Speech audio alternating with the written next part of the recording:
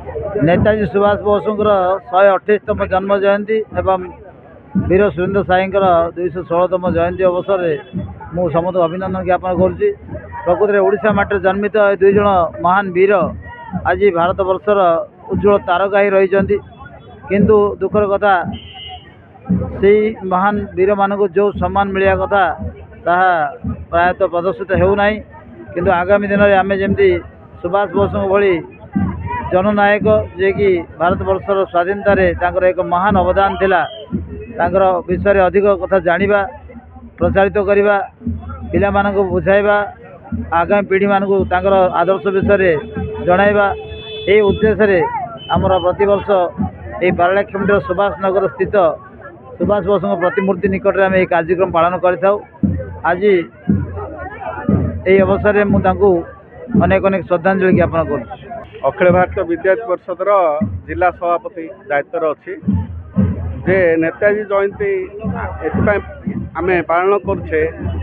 आज पराक्रम दिवस भाव सारा देश में पालन करा से आजाद हिंद फौज गठन करते प्रथम आउ से जेतबले ब्रिटिश माने आमको अत्याचार करते से समय से बड़ पदवी पाइथिले मध्य से भल पाठ पढ़ी उच्च शिक्षित होते से ब्रिटिश मानकर जो तांकर जो देइथिले तांको अधिकार देवी बोली कहिथिले से सेटा को प्रत्याख्यान करी से आमर देश पई लड़ी भी इंग्रेज को मुक्त करी बोली से निजे आजाद हिंद फौज गठन करथिले।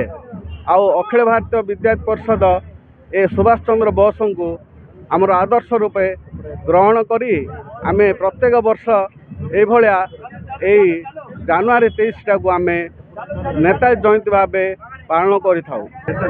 आज आजाद हिंद फौजर प्रतिष्ठाता भारत मातार सुयोग्य संतान सुभाष चंद्र बोस जन्म जयंती 128तम जयंती अटे तथा सुरेंद्र साई 216तम जन्म जयंती अटे।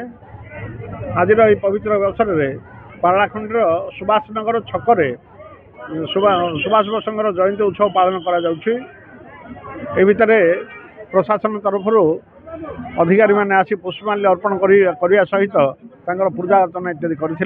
बर्तमान शिशु मंदिर पारलाखंडी सरस्वती शिशु मंदिर तरफ पिला मानकर बैंड बाजा सह भव्य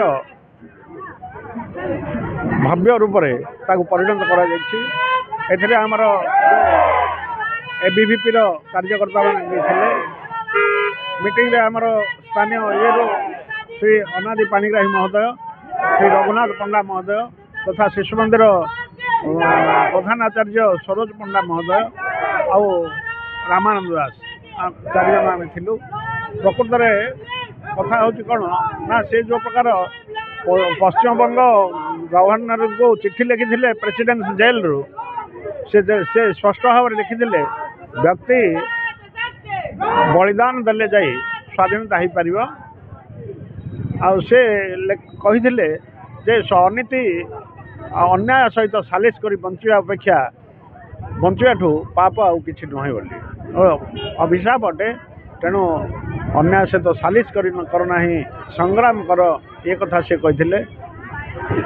पाठ पढ़िया समय श्रीमद् भगवत गीता आउ विवेकानंद जो समाजवादी चिंताधारा थिला तार आदर्श से निजर जीवन को गठन करने सहित पाठ पढ़िया समय ही समाज सेवा कार्य बोलिक आगे जाते। हैजा और बसंत भली महामारी सेवार से निजक उत्सर्गीकृत करते।